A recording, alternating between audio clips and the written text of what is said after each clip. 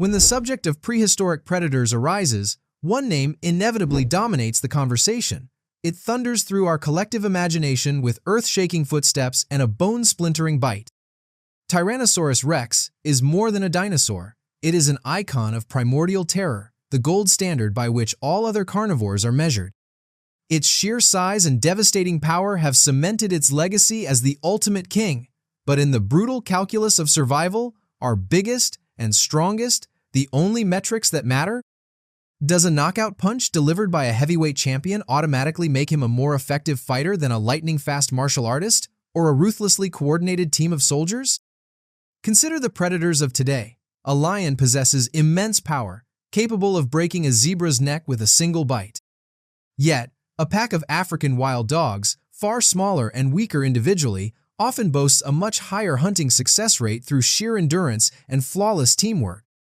A leopard, relying on stealth and a perfectly executed ambush, is a master of lethal efficiency. This raises a critical question when we look back at the Mesozoic era. Was the T-Rex's strategy of overwhelming force truly the most effective way to hunt? This journey steps out of the tyrant king's colossal shadow to explore the other contenders.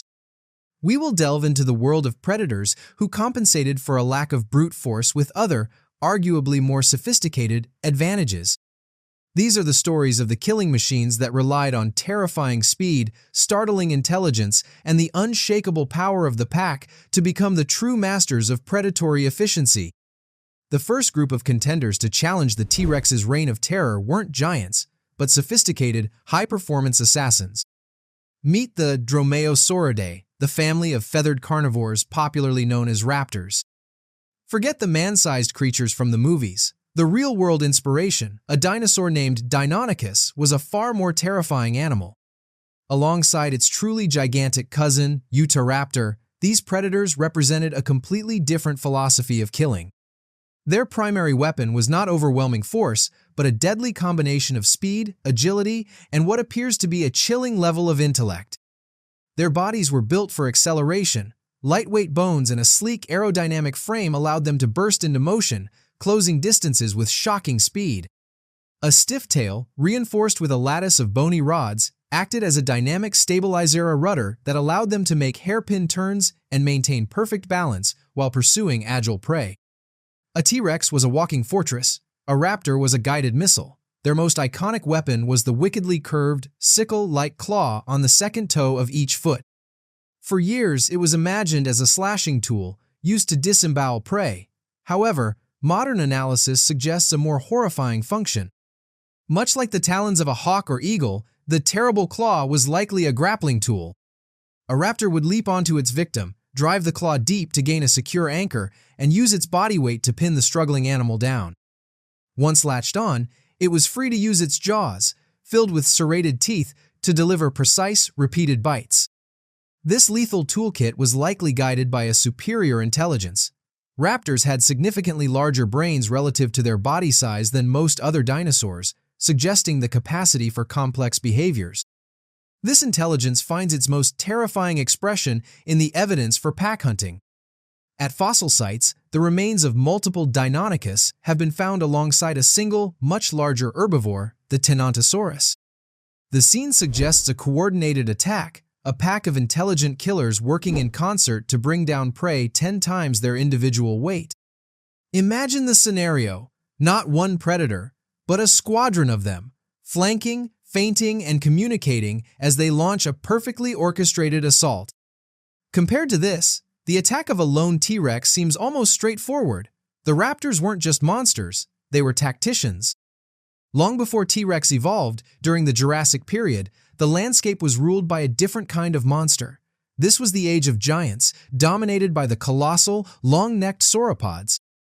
To hunt such immense creatures required a special kind of predator, and the king of this era was Allosaurus. While smaller than T-Rex, it was the most common and dangerous large carnivore of its time, a true lion of the Jurassic, and its success came not from bone-crushing power, but from a different, equally brutal strategy. The skull of an Allosaurus reveals its secret. Its bite force was surprisingly weak, far less powerful than that of a T-Rex. It couldn't shatter the massive leg bones of a Diplodocus. Instead, its skull was lightly built but incredibly strong, and its jaws could open remarkably wide. Its teeth were not thick spikes, but flat, serrated blades, like the teeth of a shark. The strategy was not to crush but to slice, and Allosaurus would use its powerful neck muscles to drive its upper jaw downward, using its entire head like a hatchet armed with dozens of steak knives. It would deliver a devastating bite, ripping away a huge chunk of flesh, then retreat as its victim bled profusely. It was a terrifying war of attrition. A single bite might not be fatal, but multiple attacks from several animals would leave even the largest sauropod bleeding out, growing weaker until it finally collapsed. This bite and slice tactic becomes even more horrifying when combined with evidence of social behavior. At sites like the Cleveland Lloyd Dinosaur Quarry in Utah, paleontologists have unearthed the remains of at least 44 Allosaurus individuals, all found together in one location. While some scientists argue this was a predator trap where animals got stuck in mud over time, others see it as compelling evidence of pack living. The image it conjures is terrifying, a coordinated mob of these hatchet-jawed predators swarming a giant sauropod. A lone hunter would be kicked or whipped into oblivion by these behemoths. But a pack could create chaos, with some members distracting the animal while others rushed in to deliver their catastrophic bites. Through teamwork and a specialized killing method, Allosaurus solved the problem of how to hunt prey that was orders of magnitude larger than itself, securing its place as a supremely efficient ruler of its ecosystem for millions of years. The world of efficient killers extends far beyond the well-known raptors and Allosaurus.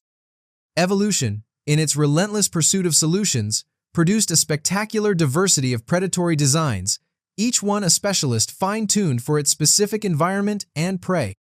These silent specialists may not have the fame of T-Rex, but their methods were no less terrifying or effective.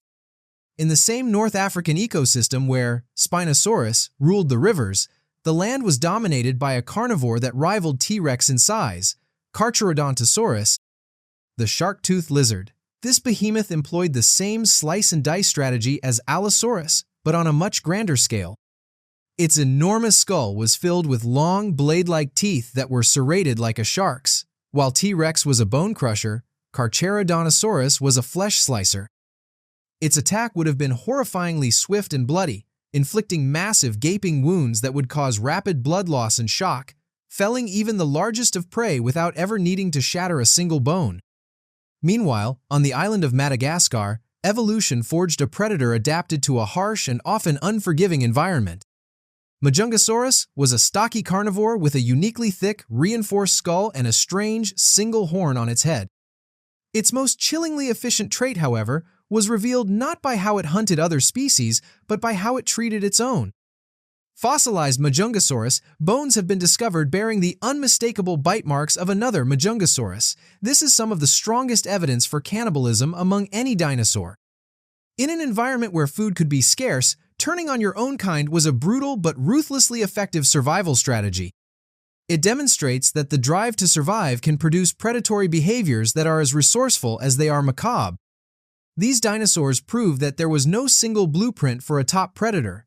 There were only problems to be solved, and evolution's solutions were endlessly creative and utterly terrifying. For years, Tyrannosaurus rex has held the crown, its image synonymous with the very concept of an apex predator, and without question, it was a terrifyingly successful animal. With its bone-shattering bite, it was a heavy-duty bruiser, a specialist perfectly evolved to dismantle the armored tanks of its time, like Triceratops and Ankylosaurus. Its power was absolute, its presence awe-inspiring, but to focus solely on T-Rex is to read only the final chapter of a long and bloody book. It's like celebrating only the heavyweight champion while ignoring the lightning-fast martial artist, the brilliant military strategist, and the unstoppable swarm. The swift, intelligent raptors, the coordinated packs of Allosaurus, the flesh-slicing Carcharodontosaurus, these creatures demonstrate that there are many paths to the top of the food chain.